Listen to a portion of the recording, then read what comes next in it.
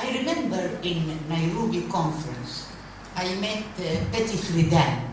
And Betty Friedan she was one of the leaders. She wrote Feminist Mystique and one of the feminist leaders in America. And we had discussions about female circumcision and male circumcision. And I told her about the history of male. She thought that female circumcision is mentioned in the Quran. I told her no. I studied the Quran. There is nothing about female circumcision in the Quran or in anything related to Islam. It is related to the slave system, like male circumcision. Why males were cut? It is before Judaism. You know, Judaism came first, and then Christianity, and then Islam at the end. But the three religions appeared in slave societies, where there were inferiority of women, where there were feudalism, class oppression, oppression by gender, and all that.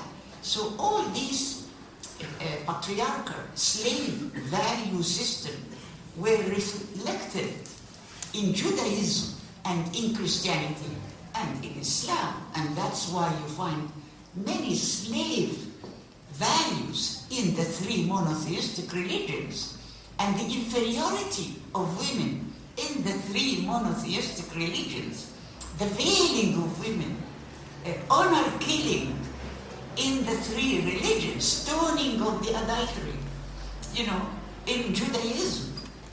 But she was thinking that all these problems about women related only to Islam. So I had to prove to her.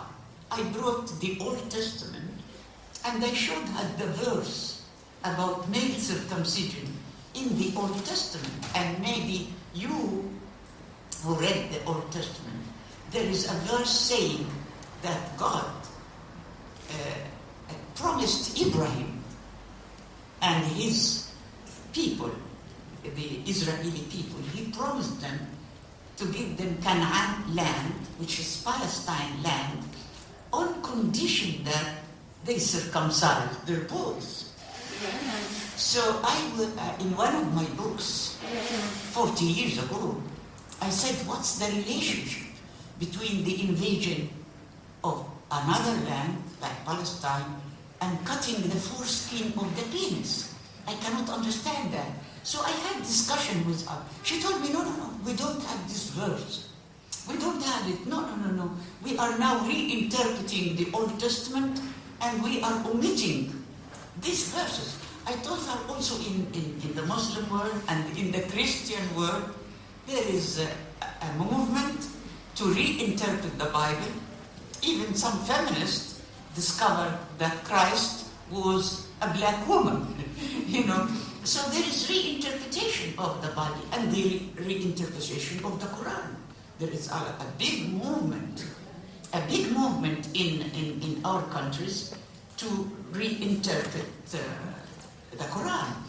So in fact, I'm just giving you example of the double standard, how we women from Africa face women who live in Europe or in the States, and they don't understand the problem. They didn't read history, and they are politically oriented to look inferior to women in our countries. They call it the third world, and to teach us what to do. They wanted to teach us how can we eradicate female circumcision, and they are not aware that women are circumcised everywhere. I explain that because there are many types of circumcision, not only physical circumcision or clitoridectomy. There are many types of circumcision, and also men are circumcised. So I'm starting with this introduction because we need to correct that. We do not live in the West and the East. We live in one world dominated by the postmodern slave system. We are still in a slave system. We live in a jungle. Because war criminals who are heads of states, who kill, are never punished by the International Criminal Court. Bush was never sent.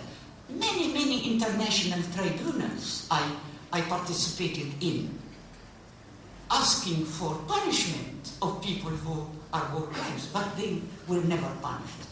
So we need to be fair. We have to understand each other very well. We have to know the history. And we are all in the same boat, oppressed by the same system. There is also a problem of the so-called identity, authentic identity.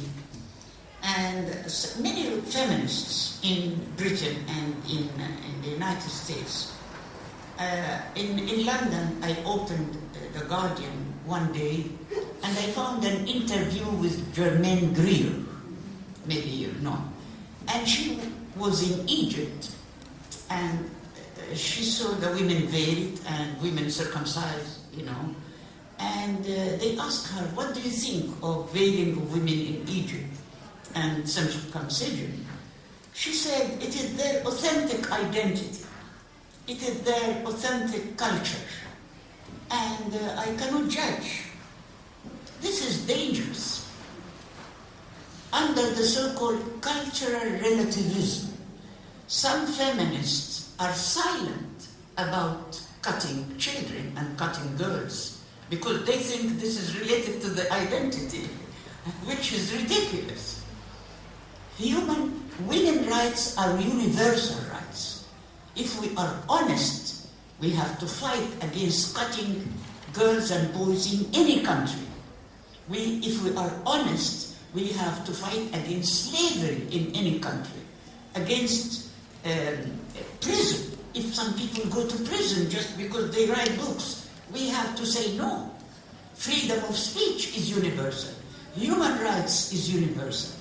Women's rights are human rights. So we should not be deceived by the so-called postmodern ideas like identity that justify female circumcision or the veiling or the oppression of women under certain religious or cultural biases. So we have to understand the deception of the patriarchal capitalist system and the so-called postmodernism, because there are many other ideas. I don't have the time to give you example, but I want to stress just one example, that we are deceived by the idea of free choice. You know, when I ask a woman that is putting makeup, for instance, you know, I'm against makeup. I am against nakedness of women. Usually I say veiling and nakedness are two faces of the same coin, because it means that the woman is just a body, either to be covered under religious and cultural slogans, or to be naked under capitalism and consumerism and the so-called free market, which is not free. It is freedom of the powerful to oppress and exploit the weak. So the idea, so those women, when I tell them, why you are naked or why you are veiled, she say, I chose it. It's my free choice. My free choice to be veiled.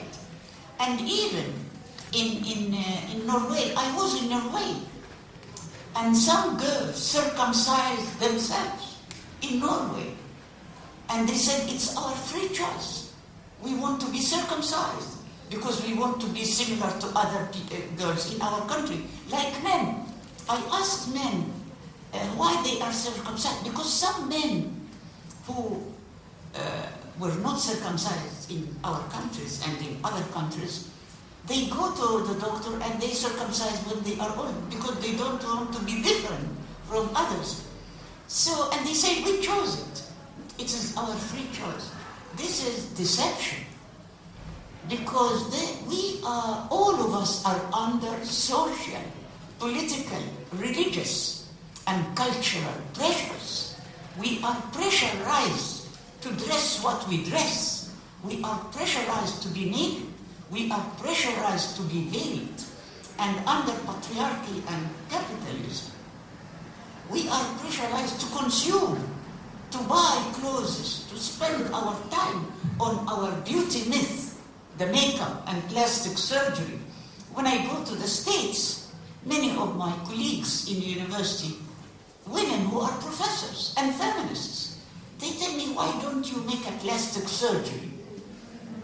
I say, why should I make a plastic surgery?